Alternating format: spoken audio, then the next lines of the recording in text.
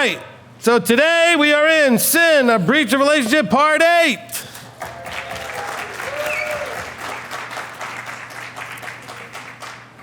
It's always funny to me to stand up here and watch you guys applaud for sin. Okay, you're applauding for the teaching, I understand that. I'm just teasing.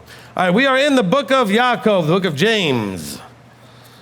Now, I have of late, you may have noticed this in the teachings that we've been doing, if a letter is reasonably short or a book is reasonably short, I've tried to not only just cover the verses that are specifically relevant, but most of the letter itself. So we're going to read pretty much the entirety of James. We've already read a good chunk of it up to this point, and so we're going to read what we haven't read yet, okay, as we go through this. So we are now up to chapter 4. Well, actually really chapter 3, but I want to read something out of chapter 4, and then we'll go back to the beginning of chapter 3 to give it context.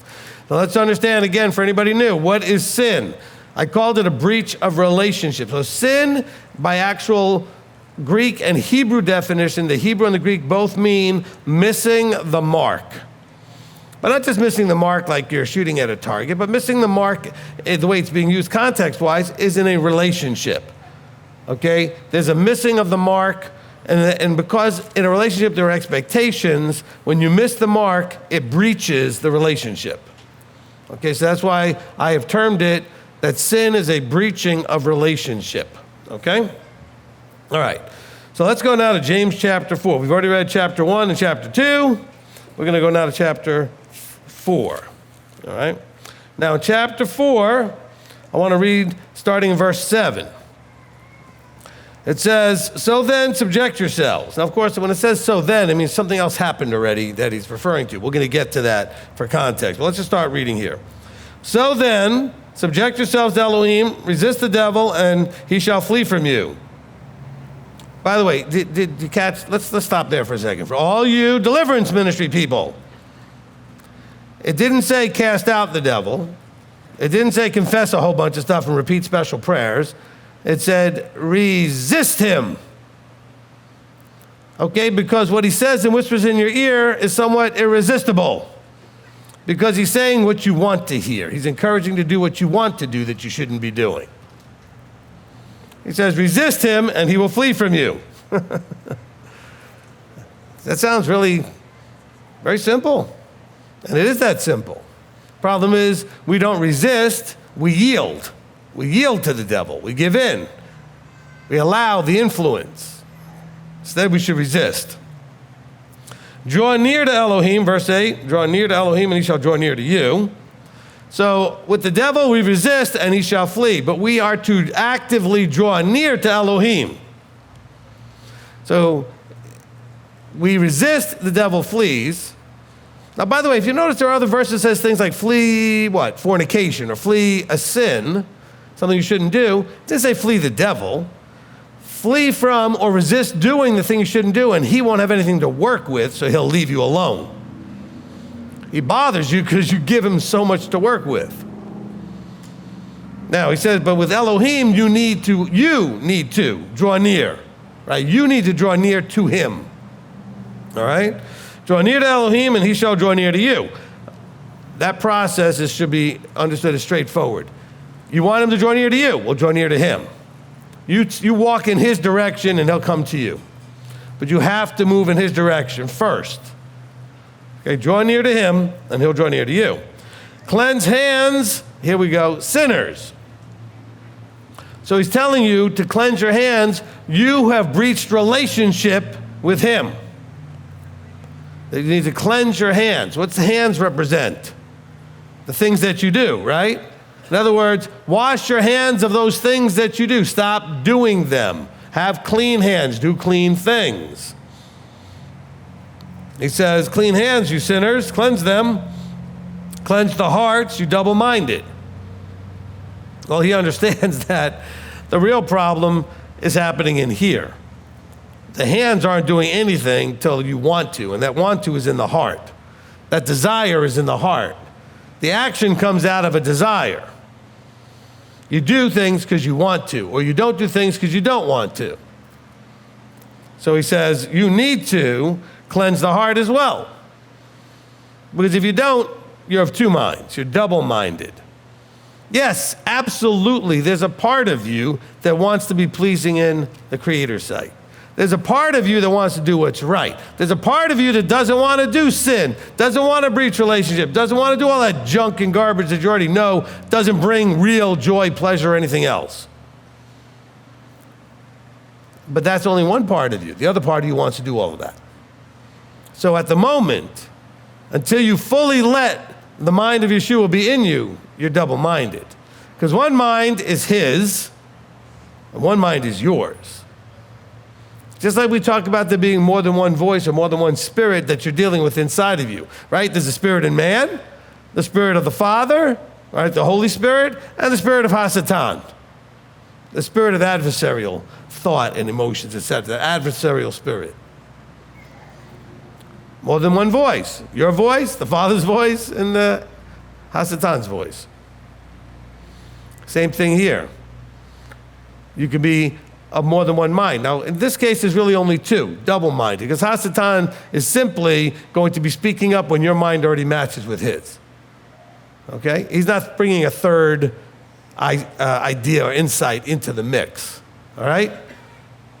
When you want what Elohim wants, Hasatan doesn't say anything.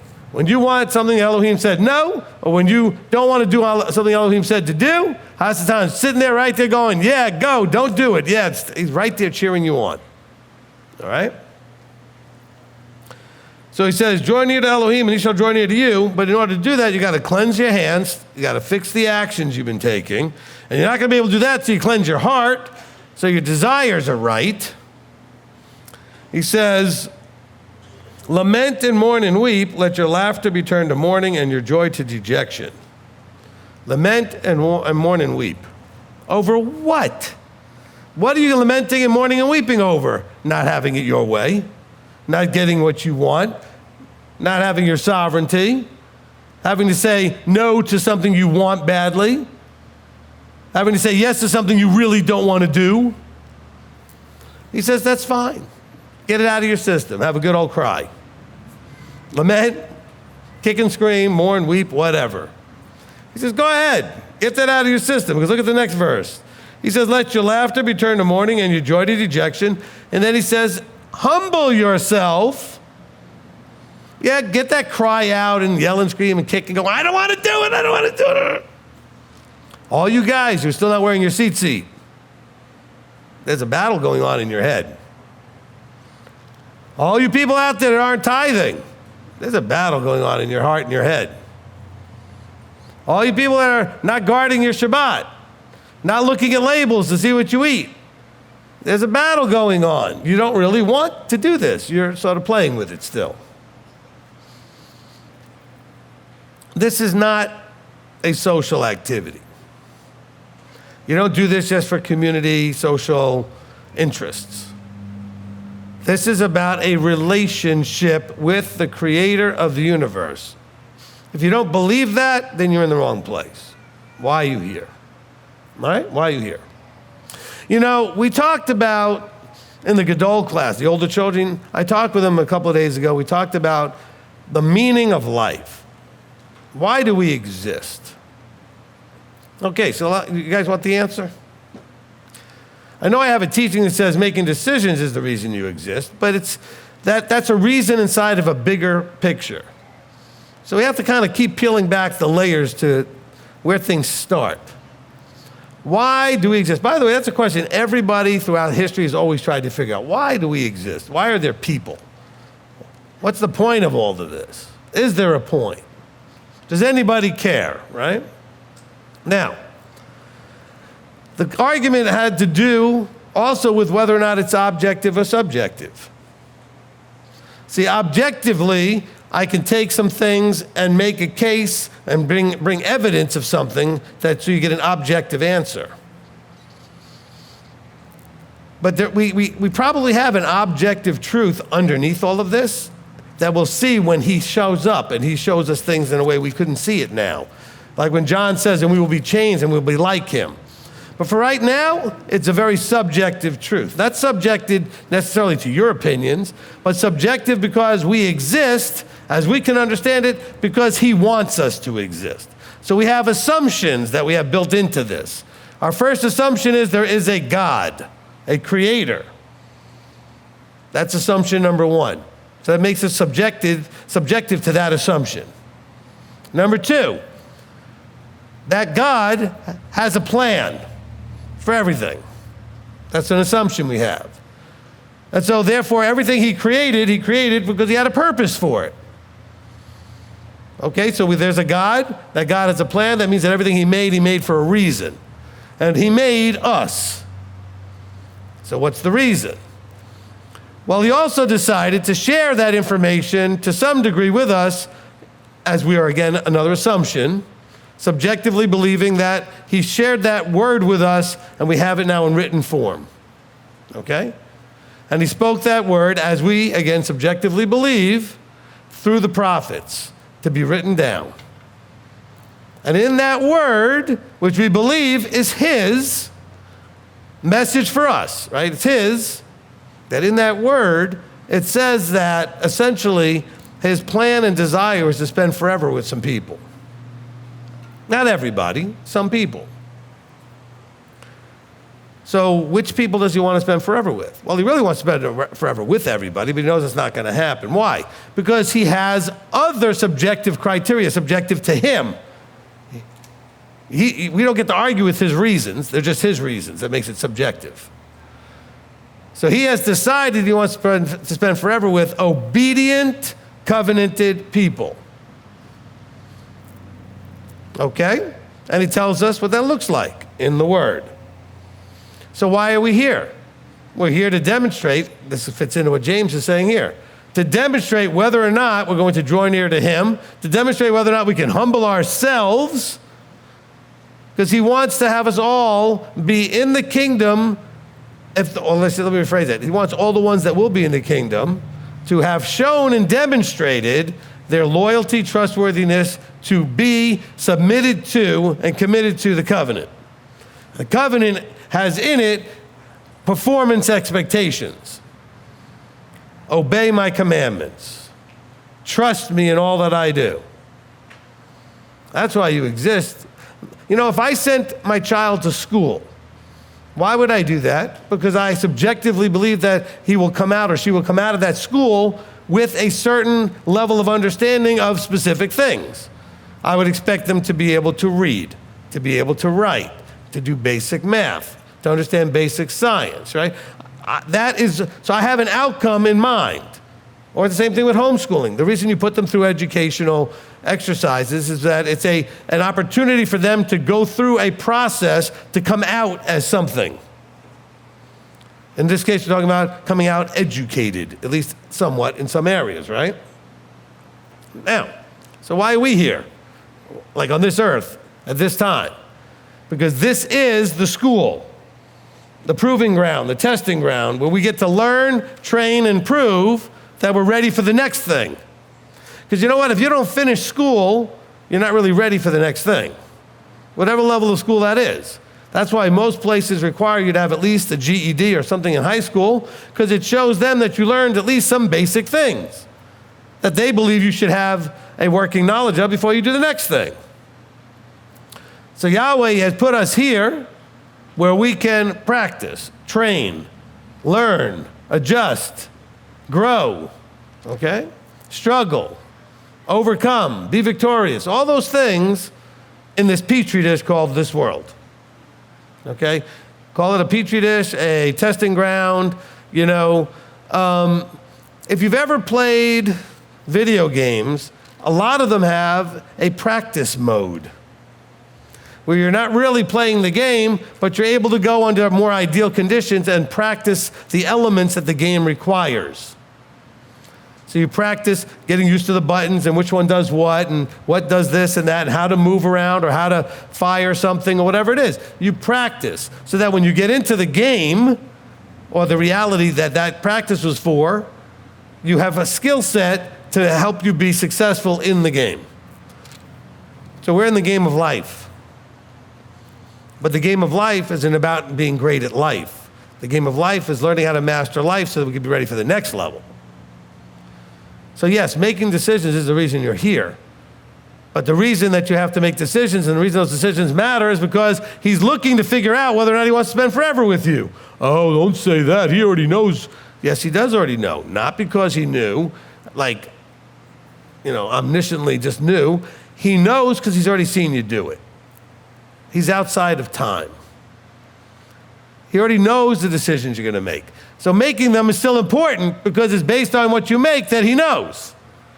So not that he knows, so what's the point? He knows because he's already seen you do it. He knows the end from the beginning because he's seen all the scenarios play out. So here, James is working with that same sort of message. He's saying, look, reality check. There is a devil. You need to resist the devil, and he will flee from you. There is an Elohim. You need to draw near to him.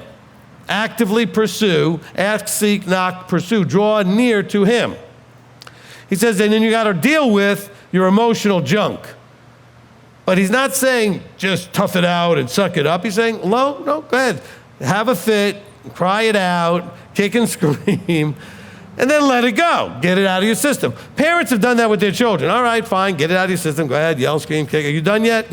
Any parents has at least once has looked at the child like, are you done yet? Okay? Sometimes a spouse has looked at a spouse, the same thing. Are you done yet? No, I'm not done. No. Okay, keep going. All right, now you're done? Get it out of your system. Okay, now you're done? And then he says, but once you've done that, he says to humble yourself. Why would you have to humble yourself at that point? Because at that point, you need to own that the problem was you, not him. Was your desires, not his. You didn't want to do what he said, so you're all upset. Or you wanted to do something and he told you no, and so you're all upset. Sounds like a 3-year-old. All right? You tell, or even an adult. Well, none of you do well hearing the word no. I got parents telling me, oh, I don't want to say no so much to my child because if they hear no too much, none of you are even close to too much. Your children need to hear no. Matter of fact, most children today never get to hear no. And if they do, the person doesn't mean it anyway. And they know that because they'll push and they'll test and prove to themselves that no didn't really mean no. See, you wouldn't have to say it so many times, by the way, if you meant it. It's funny. I was working in another job, and this lady was there with me talking, and she was older. She knew I was just recently married, a new baby. And she said, let me give you some experience from like a grandmother. She said, I learned early on that I only told my children whatever I need to tell them once. But I meant what I said. And the consequences I told them they would have, they got. There was never backing away. There was never, being wishy-washy about it. Say what you mean what you say. So if you say no, you make sure no is what happens. I said no, child picks it up. I walk over, take it away from the child. I'd say I said no. Child then begs you for it back, and you say no. You're going to learn the lesson, period. That's it. If you don't do that, you know what the child does? Keeps pestering you until they get a yes. You guys don't have anybody to pester to get a yes, so what you do is instead you go around looking for someone that already will give you a yes and you go follow them. I'm going to go, that's ear tickling stuff. Except that you're looking at that verse saying, be careful of the guys who tickle the ears. No, you got a different problem. You're looking for your ears to get tickled. So you're going to find someone who's already saying the things that tickle your ears. The pleasant things that you like. We got to humble ourselves, which means we got to own the problem's me. That's what humbling yourself is all about here in this verse. Lament and mourn and weep. Let your joy be turned to dejection. Your joy, not his joy. Your joy be turned to dejection. The things that you thought were so much joy. Get over it. Let it go. Deal with your dejection. He says, then humble yourself, listen now, before in the sight of the master, and he shall lift you up. See, this is talking to who? Sinners, right? In the verse he says, cleanse hands, sinners. So sinners need to cleanse their hands. Sinners are double-minded. Sinners need to lament and mourn and weep about the things that they want that they shouldn't have. the things that they don't want to do that they should do. They got to humble themselves while they're drawing near. Humble yourself and say, I understand and realize now the problem's not you, it's me. Okay? And then he will lift you up. Lift you up meaning he will hold you, comfort you, give you encouragement. He won't do that till you own that it's you. When there's a breach, and there's two people involved, one of you breached. Well, that means one of you has to own what you did. Maybe both of you breached, and you both have to own what you did. In the case with Yahweh, he never breaches. So it's always going to be us. So you got to own that. He says, lament, mourn, weep, get over it. He didn't say, just toughen up and don't do. You can and are allowed to cry over the fact that you can't have whatever it is you can't have anymore. Or you can't do what you don't get to do anymore. And get it out of your system. He's like, good, fine. Get a good scream, yell, kick, whatever, good. Are you done? Fine. Humble yourself, own it, and move on. Let's go forward now. And he says, and then he will be able to lift you up. Okay? Then we'll drop down to verse 17. It says, to him then who knows to do good and does not do it, to him it is sin. Okay? So what's he trying to say? The definition in the relationship that's going to be discussed by James in these chapters, which is being written to those in dispersion, is to let you know that when you know something that you're supposed to do, good being defined by Yahweh, not good being defined by society. So when it says that you know to do good, what's good? Don't listen to well done, good and trustworthy servant. Part 1 defines good, okay? Part 2, trustworthy, and part 3, servant.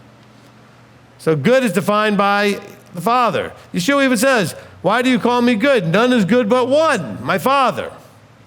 So he defines what's good. So if you know to do good, that which the Father said is right, and you don't do it, what do you think that does? It breaches relationship, doesn't it? So that's sin. Okay? You know what to do and you're refusing to do it. Totally makes sense now when you look at it that way, doesn't it? Okay? Now let's go back to chapter 3 and get the context for all of this, all right? Not many of you should become teachers, my brothers, knowing that we shall receive a greater judgment. Look, he just finished in chapters 1 and 2, giving them all kinds of instruction about the Torah freedom, about looking at it and seeing the truth there, in terms of how to treat somebody with belief manifesting into action. That belief is action-based. And we're going to see throughout that there's a problem out there, and the problem is those that will be encouraging being a hearer, not a doer, because after all, these people who are involved here, or at least at the very minimum, are hearing it, because they're hanging out where the word is being spoken. And then he has this warning at the beginning of chapter 3. Part of the problem is some of you are teaching shouldn't be teaching. He said, not many of you should become teachers. Why? He said, because there's a higher judgment. There's a greater judgment on the teacher. Why? Because people are doing what they said. So what they said is wrong and people are doing it. Whose fault is it? Well, at least part of it's the teacher's fault.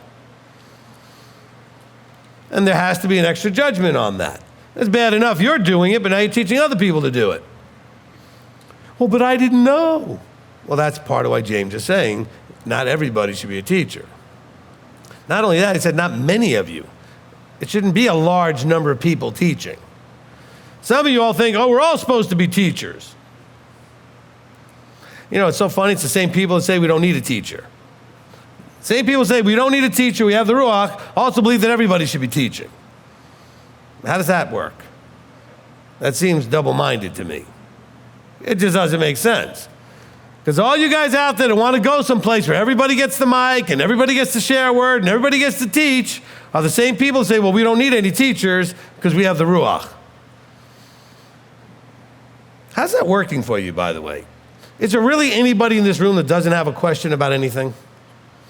Does any of you really understand everything? So you have questions. And you have the Ruach. And yet you still have questions. And you've prayed about those questions. And you still have questions. You know, the answers may have been given to you, but you didn't want to go to the source where it was being given, which is the people that he speaks through, the Ephesians 4:11 guys. That's where answers are given to you through the instruments that he's chosen to do this through. And so he says, not many of you should be teachers. You have other things that are wonderful roles for you to play, but don't just jump in the teacher role. Another reason why most people shouldn't be a teacher is most of you are not trained. Without training, how can you teach? It's the blind leading the blind. And so you end up with a very watered down, often wrong version of whatever they knew. Look, we used to see this problem, and you can imagine this. You can apply this in any way. I'm going to give you one example, maybe a second one.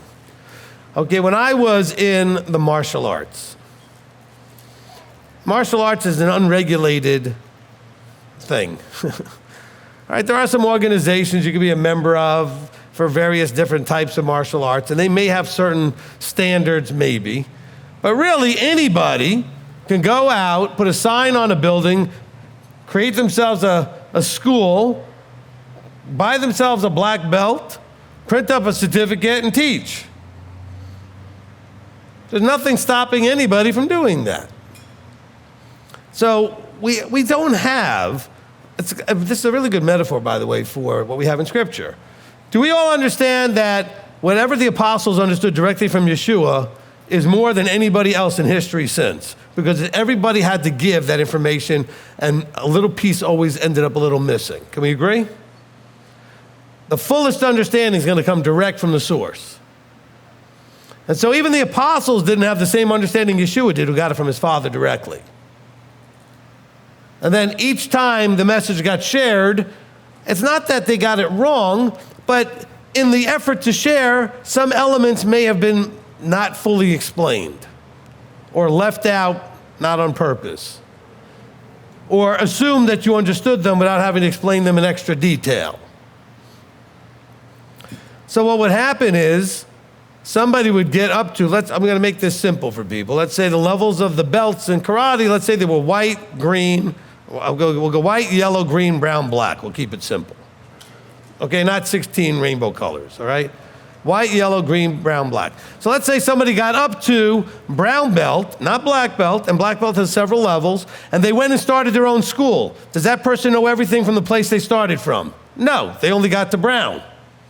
Now, what if that person's training people and they have their own little system, and you go there and you only get up to brown in that system?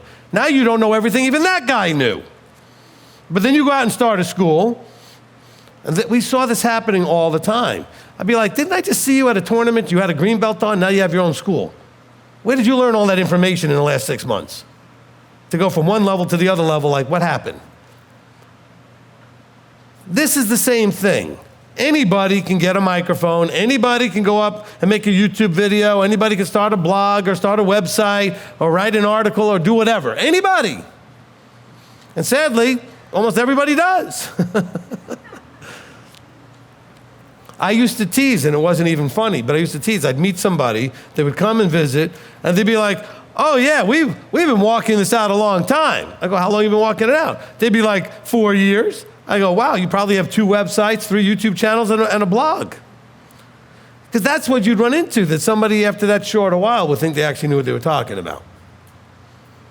Which is very sad. Very unfortunate. Because he says here, not many should be doing this. Why? Because you are responsible. But people don't think about that. Some of you are thinking, well, what's the big deal? What's the big deal? Let me ask you a question. Have you ever been wrong? Really? You've been wrong? I want to broaden that out a little bit. Some of you know this game, I played it before. When you were wrong in the past, was it ever something that, oh my goodness, you stood and you fought and you knew that you knew that you knew, and you still were wrong? Right? Everybody. So what's to say that's not going to happen again? Can we all agree that's going to happen again? Did it happen at least more than once in your life? Okay? So if it already happened more than once in your life, it can happen again. So you'd have to be you should be filled with a certain level of concern and appropriate fear to step into a teaching role. Because you were wrong and didn't know it. You're still wrong about some things and don't know it. Every time you listen to me teach, you probably see something that you were wrong about that you didn't realize. That's what he does. He shows us these things. He says, not many of you should become teachers, my brothers. Now remember who he's talking to here. People that are his brothers, people that are walking this out the best they can, trying to stay and walk in covenant. He says, because knowing that we, the ones who teach, receive a greater judgment. For we all stumble in many. If anyone does not stumble in word, he is perfect man, and able also to bridle the entire body. In other words, he has discipline. None of us has that level of discipline that's perfect. He says, look, we put bits in the mouths of the horses for them to obey us. So when we want to turn their body, we pull on the bit pulls in and hurts them in the mouth, and they turn and they go in the direction we pull them in. Look at the ships too. Although they're so big, driven by strong winds, they are turned by a very small rudder wherever the pilot intends them to go. So he's letting you know that teachers, how do people teach usually?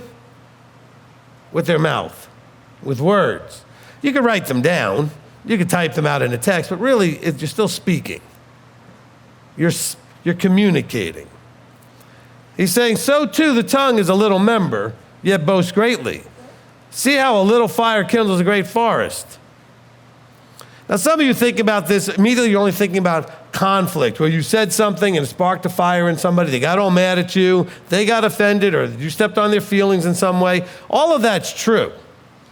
This is now also in the context that he started with, which is teaching. So your tongue, that little bit it might say, may lead someone down a path into all kinds of fire, all kinds of problems, because they took what you said and ran with it. By the way, that's only half the problem. The other half of the problem is the teacher may have been fine and you still took it wrong and ran with it. I've had people tell me so many incredible things that they said I said that I didn't say. Like in a teaching. I'd have to tell them, please tell me the timestamp on that teaching. Let's go listen to it. And we go back there and I didn't say it. They didn't understand what I said. They misinterpreted what I said. So as a teacher, you're already running a really rough race to begin with. It's challenging anyway. Elder and I often say, nobody's listening. Now we know that's not true. Some of you are. And we're very proud of you for doing that. We're very pleased. But there's an awful lot of you that are really not listening. And by listening, not just that you're not doing what we say, but you're not even understanding what we're saying. You're misinterpreting it. You're jumping to the wrong conclusions, all kinds of mess. So this tongue, he says, the tongue is a fire, the world of unrighteousness. Among our members, the tongue is set, the one defiling the entire body and setting on fire the wheel of life. And it is set on fire by Gehenna. Okay, when it says it's set on fire by Gehenna, what's he talking about there? What's Gehenna? The valley of Hinnom. It was a garbage dump. It was where they dumped all their garbage. So he's saying the mouth is like this garbage dump. You know, we even have a phrase we talk to our children, say, don't say that, that's potty mouth, right? Telling people they have a potty, this is garbage that comes out of your mouth. And it sets things on fire, because that garbage dump was always had a fire burning in it, okay? He says, the tongue is a fire, the world of unrighteousness. Among our members, the tongue is set, the one defiling the entire body. So, is it really the tongue that's just defiling everything, or is it the thought and the emotion that gets expressed by the tongue? We've talked about this many times. A thought that you meditate on, that you hold on to, you ponder, and eventually an emotion attaches itself to that thought. I want that, or I don't want that. I like that, I don't like that. That eventually, when held on to, right, the thought gets held on to, an emotion will attach to it. The emotion gets attached to it, and you hold on to that, and action will manifest. Your mouth is going to run. You're going to wag your tongue. You're going to stir up some problems. Nowadays, we think, oh, I don't say anything. Oh, really? With your phone in your hand texting? I don't say anything. Oh, you set fires like crazy with your thumbs. Okay? And then, to your shock, people then actually have that now on record to show somebody this is what you said. How dumb are you, really?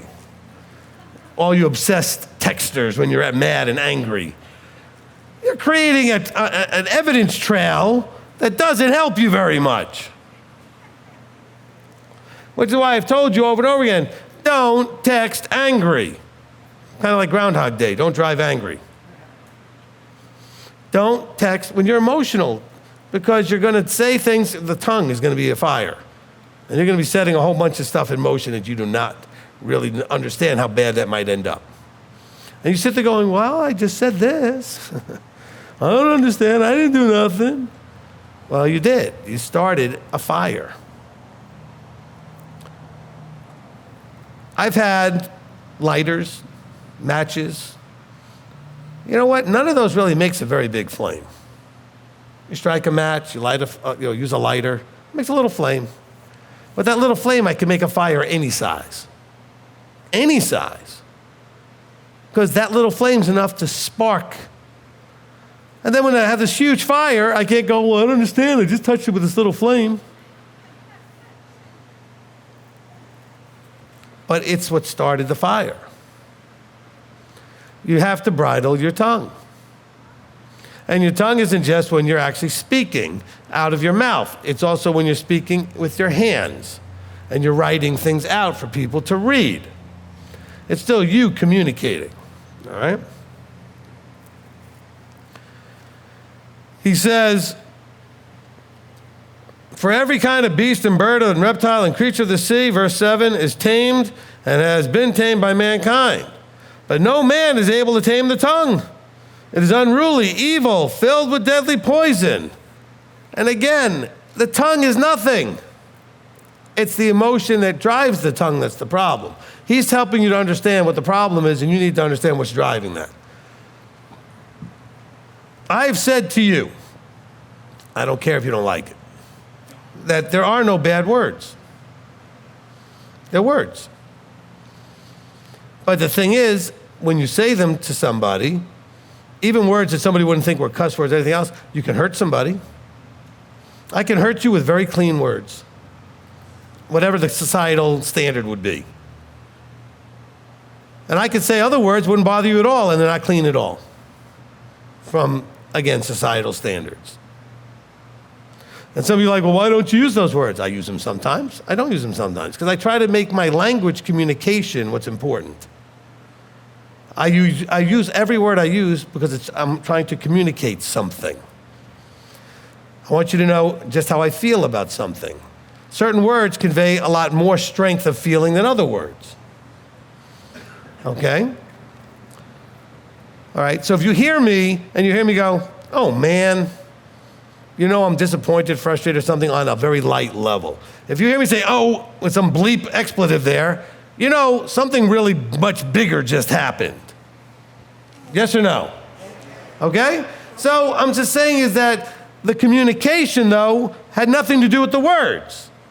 The words are an expression of what I was feeling inside. I wasn't feeling very strongly, so I used a word that conveyed the feeling.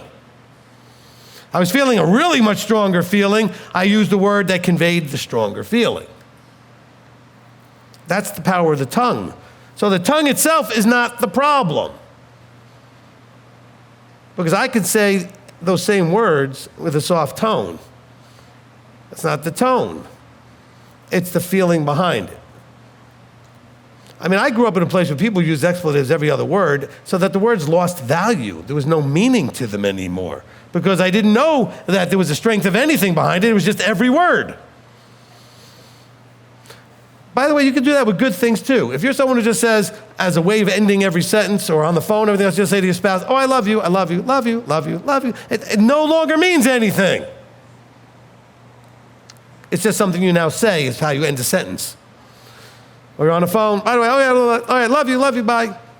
Why do you even say that? Why don't you just say bye? because there was no value really in that, okay? You call up and say, hey, I missed you. I just wanted you to know I love you. Oh, there's value in that. I want you to know I love you. I'm not just trying to end a phone call. So my goodbye now involves also I love you. The tongue is very powerful when it's used to convey information. The other person is going to receive either well or poorly that information based on your choice of words, tone, inflection, etc. All right? Body language, facial expression, everything goes into that. But what's behind all of that? If I'm saying things to you and I look like this, you're not going to think I'm very angry.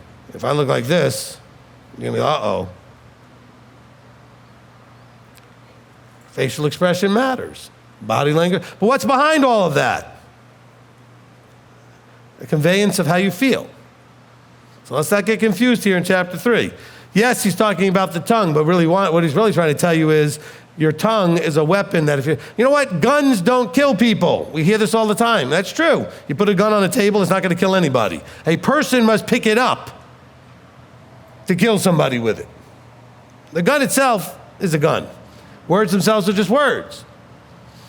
With that gun, I can hunt something and have food. With that gun, I can do very bad harm and hurt somebody and kill them. But it's just a gun. The problem is the person who picks it up. The tongue is really not anything more than a tongue. It's what are you doing with it? You ever have somebody say to you, oh, you said something really whatever inappropriate in their mind? They said, oh, and you kiss your mother with those lips? Or you kiss your wife with those lips? Like the stuff that came out of your mouth, that garbage, and you do something loving with that same mouth? We've all heard that phrase. So let's not be confused here. The problem is what you're going to lament and mourn and weep about later in chapter 4. It's what's going on in here. And it's what's going on in here causes the sin. It causes the breach. And we can breach with our mouth. We say yes when we mean no. We say no when we mean yes. You made a covenant. If you did the mikvah, you made declarations. And you said, I commit to take on all the responsibilities of being in the kingdom. Guess what? Every man that did that, if I don't see you with seat on it, should take your certificate away. Not that I gave you one, but do you understand what I'm saying? I should tell you you breached your covenant. Your covenant's not valid. If you're not tithing everything you got coming in, you broke it. If you don't show up to services every week unless you're sick, you broke it. You understand? You made a commitment with your mouth. This is why it talks about if you confess with your mouth. You declare with your mouth. I am of Yahweh. Okay? Then do you act that way? You know, the third commandment is all about that. He said, don't claim my name and then make it meaningless. Make it void and useless because you're claiming that name. Don't put my name on stuff that doesn't represent me. And that includes yourself. He says, don't claim you're mine and act stupid or out of covenant, which would be stupid. Okay? Continuing here. The wind blew my page. Where are we? Verse 8. But no man is able to tame the tongue. It is unruly, evil, filled with deadly poison. With it we bless our Elohim and Father, and with it we curse men who have been made in the likeness of Elohim. I just said that, right? Oh, you kiss your mother with that mouth, right? You can literally deliver somebody out of some terrible emotional stuff with that mouth. You can say just what is needed at that moment. I've seen people where what I said made every bit of, a world of difference in their life. I've seen also other people that what I said didn't go over very well. Same mouth, same person speaking. So he says, with it, you praise your Elohim. With it, you also curse men. So therefore, we know it's not the tongue. It's the tool of expressing what's going on inside here, in the heart. He said, out of the same mouth proceed blessing and cursing. My brothers, this should not be so. Does the fountain send forth sweet and bitter from the same opening? My brothers, is a fig tree able to bear olives, a grapevine figs? So neither is a fountain able to make salt and sweet water. He's saying you should not be double-minded, and your mouth should not sound one way and a different way, depending on who you're talking to. You should always sound like a son of the living Elohim, a child of Elohim. He says, who is wise and understanding among you? Let him show by his good behavior, his works, and meekness and wisdom. So now, he just said all this stuff about the tongue, and now he's connecting it to works. He's saying, be careful what you do. One of the things you do is communicate. The tongue he's using as the main communication device, the main communication tool. He says, who is wise and understanding among you? Let him show, because a lot of people say, oh, I'm wise, I have understanding. Well, you have to show it. How do you show it? You show it by good behavior, by your works. He says, you do this by, show by his good behavior, his works in meekness, in wisdom. But if you have bitter jealousy and self-seeking in your hearts, do not boast against and lie against the truth. Okay, so now he's linking all of this to the truth. What was the first thing we said in verse 1? Not many of you should be teachers. Guess what's possible if you're a teacher and you have a problem with your heart and you have a problem with jealousy and self-seeking, etc., your tongue is going to wreak all kinds of problems. It's going to just create a challenge out there for everybody. Remember, the context is everything. We started off about the Torah in chapter 1 and 2. We started off actually with trials. We started talking about being, blown about. We talked about holding on and getting the crown of life, chapter 1. We talked about looking into the mirror, not just being a hero, but a doer. We talked about that your works exemplify your beliefs. Now he's saying, you guys all want to teach. He said, but there's a problem. Your tongue is going to do what's already here, inside. He says, so do you not know? If you have bitter jealousies, you can be jealous. I want power. I want authority. I want to teach. I want to show how smart I am. Self-seeking in your hearts. He says, don't boast. He says, don't boast and lie against the truth. One of the truths is not many are to be teachers. One of the truths, it takes an anointed appointed to anoint anointed appointed. The fivefold guys are what you're looking for. They're going to be around, but there's not necessarily going to be hundreds of them. Okay? At what point in Israel's history was there ever hundreds and hundreds and hundreds of any of those things? Moses had 2 to 3 million people, and then he had 70 with the anointing that was on him. 70!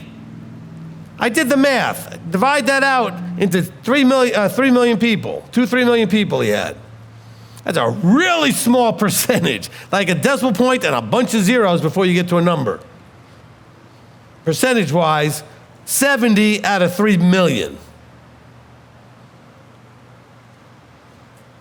And now I go to a congregation of 20 and they're all teachers.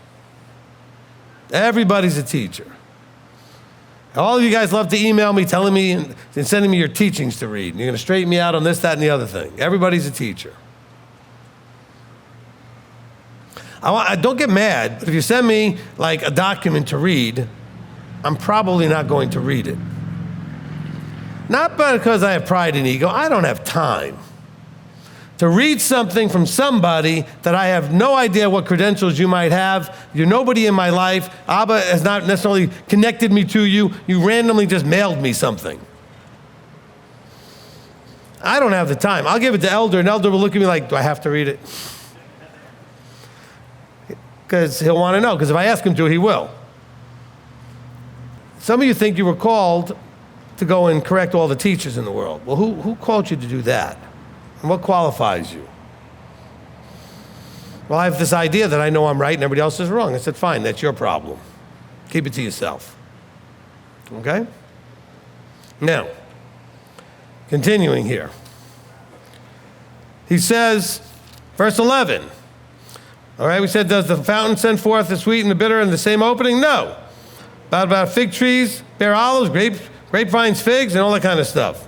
So we get down to verse 14. He says, if you have bitter jealousy, self-seeking in your hearts, don't boast against and lie against the truth. This is not the wisdom coming down from above, but it is earthly, unspiritual, and demonic. What else would he say about boasting against the truth? Do you think he's also talking about you so-called self-anointed, appointed teachers boasting against the actually anointed teachers? I'm just saying to consider that. Are you qualified to do that? He says, because if you're wrong, you're being earthly, unspiritual, and demonic. Wow. He says, where jealousy and self-seeking are, there's confusion and every foul deed. You know, there are people jealous of what the teachers do. They get jealous of what I do, jealous of what I have elder doing. They're jealous of whatever from the ministry point of view. Lots of people want to do what I do. I don't even think you have a clue what I do. I mean, you have a little bit of an idea from what you see me doing, but I don't think you have the slightest idea what this job actually requires of you. All right? I know what it requires. I've been doing it for a very long time. And you know what? I'd like to believe that if I knew up front this is what it was going to be, that I'd still say yes to do it. But a lot of you want to do this? All you think, oh, you got teachings on the internet and you're popular. People think you're awesome, you're smart, you're this and that. That is like this much of what I do. Okay, I'm going to kind of put that out there with a curtain. Okay, it's a tiny little bit of what I do. I know what one of the biggest things I do is to have to be concerned that what I tell you might be wrong. I have to be really careful what I tell you. If it's wrong, it's on me. It's also on you to some degree, but really, it says here, it's on me. You'll get judged, but I'll get double judged. That's a problem. That's a concern. He says, but the wisdom from above is first clean, peaceable, gentle, ready to obey, filled with compassion and good fruits, without partiality and without hypocrisy. See, the below is self-seeking. The earthly is self-seeking. Self-seeking, by the way, could be, I'm looking for a congregation that believes this, this, this, and this. Okay, now you're already looking for somebody that matches up with you. You should be looking for an Ephesians 4:11 teacher and being ready to learn from them, realizing that you're probably going to have to adjust some things. But some of you are looking for a teacher that agrees with you. That's self-seeking. I know this because people come up to me and they'll say things like, well, I want to ask you a few questions to see where you stand on some things, because I want to figure out if I want to come to your congregation. Where I stand on things has nothing to do with whether you should be here or not. You got to figure out if I'm actually anointed to speak the word. Because you might be wrong about some of those things you want to match up. So what if I match up or don't match up? You got to figure out if I'm actually anointed or not. And then you need to sit down and listen.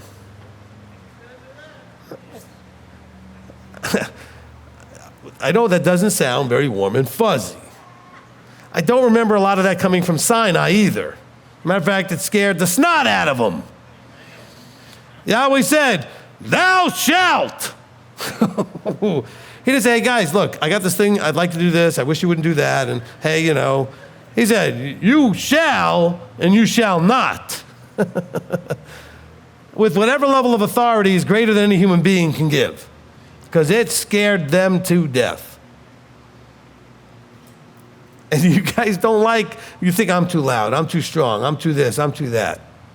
Seriously? What do you really think, you know, that, say, Peter sounded like, or Shaul sounded like when he was interacting with people? What do you think Moses really sounded like? He's like, oh man, I'm ready to kill these people. So he says to Yahweh, please kill me before I do it. I don't know. You have this Christianized, modern day, sort of 60s hippie Messiah thing going on. where it says love, love, love, and flower, child power, and all over that's what you think it all is. And Yahweh says, no, I'm a father, and every father that loves his son disciplines them. And he said, if you don't listen to me, I'm going to curse you. And if you don't listen now, I'm going to curse you 7 times more. If that doesn't teach you anything, I'm going to curse you 7 times more. He isn't being all come and let me talk to you and let's reason together. No, he said, let's reason together. I speak, you listen. That's reasonable. That's how we reason together. Or let's reason together. Let me understand the reason why you're not listening.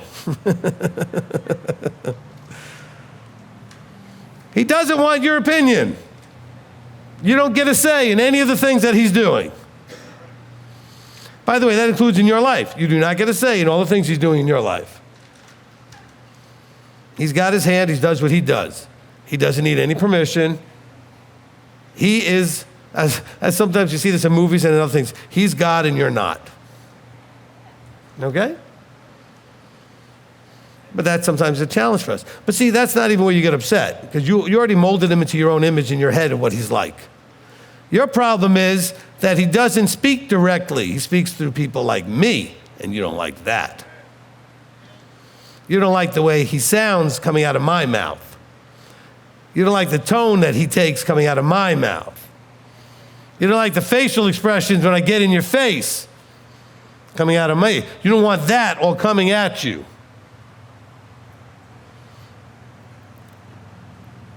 But you need that. And you know how, even more so, he knows you need it, because he's giving you what you need, not what you want. You know that, don't you? He's going to give you what you need, not what you want. And he's going to give it to you in a form you need, not that you want. Yeah, but Rabbi, I really, I just wish you wouldn't have said it so loud, or you could have said it differently, or no. That noise has got to stop. Okay? A grown person can have you yell and spit right in their face, and it's not going to crush them. They'll just look at you like, why are you yelling and spitting?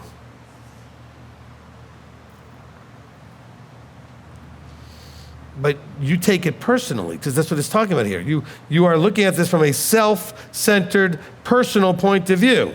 Self-seeking, he says. Self-seeking is that you need things to be the way you need them to be. Not the way they need to be, but because you need it to be that way. Well, I need it to be quieter. I need it to be this. I need it to be that. No, it's a preference. You don't need those things.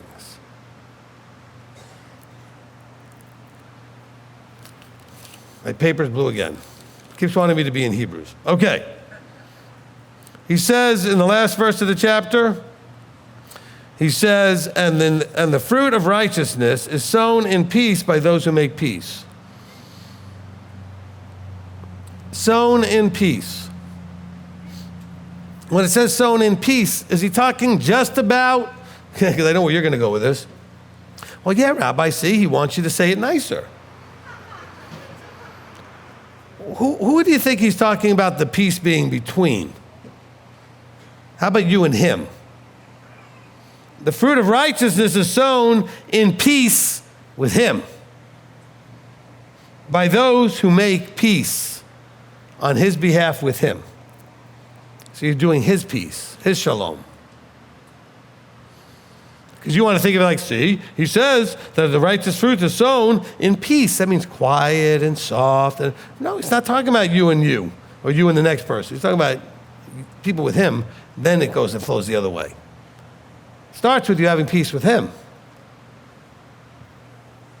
You can't, and he's talking about a self-seeking, sort of jealousy, demonic, earthly, unspiritual way of doing things versus the way from above, which is the wisdom from above is peaceful, gentle, ready to obey.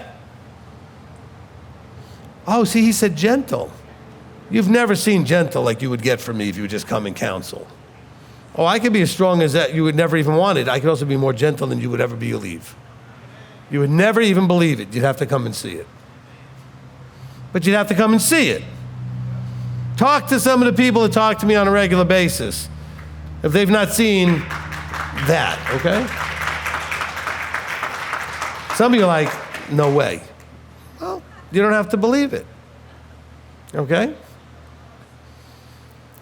But there are people in here that have never experienced the level of gentleness, compassion, patience, and mercy they get from me in their lives. And it's not because I do it so great. It's so rare that anybody does it really at all in their lives. Because he's going to let me rephrase that. He's going to inspire me, as well as I was going to say, he's going to make me. He's going to have me be what you need at that moment. You may need gentle, hey, shh, it's okay. It's going to be fine. I got you. Let's let go of that fear. And I convey that with a lot of strength and confidence, but softly. Or you may need someone to say, stop. Shh, stop. Because the noise is just running and spinning in your head.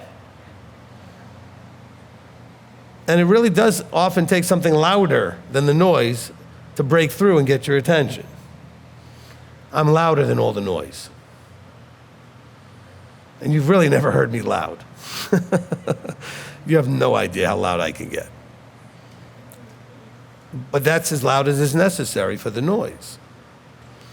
So he inspires in that. And by the way, anybody that's been there for the loud, if you stick around and didn't panic, flip out, and leave, you got the kind, gentle, quiet right afterward. Okay? Because if the loud worked and the noise stopped, then I could do what I wanted to do from the first place, which was to communicate with you in a loving, compassionate way. Couldn't do that while the noise was screaming in your head.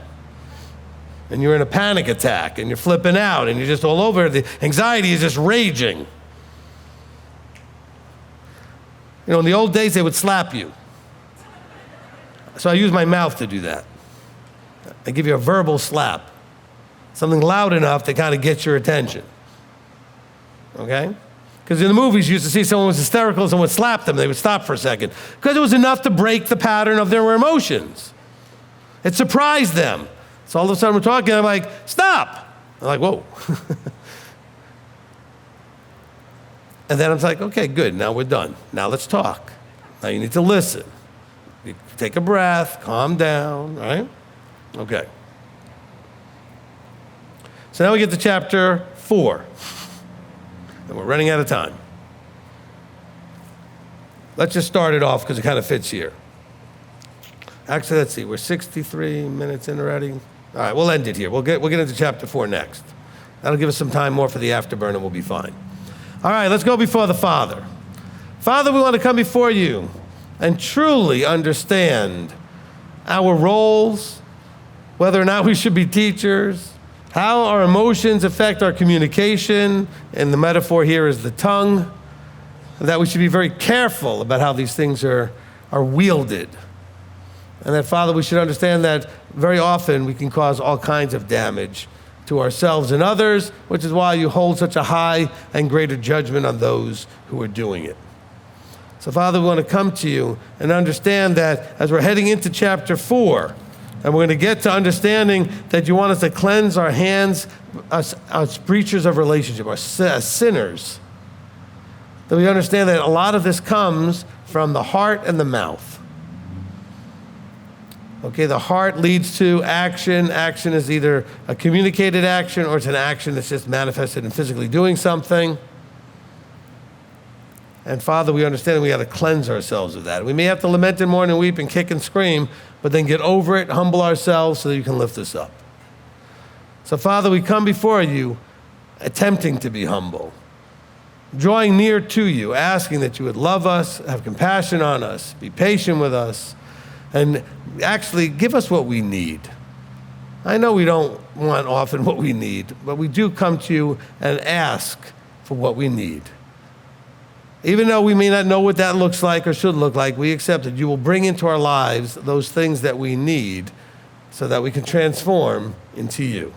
So Father, we want to thank you, praise you, and give you all glory and honor in the name above all names, Yeshua our Messiah. Amen. Amen. Amen.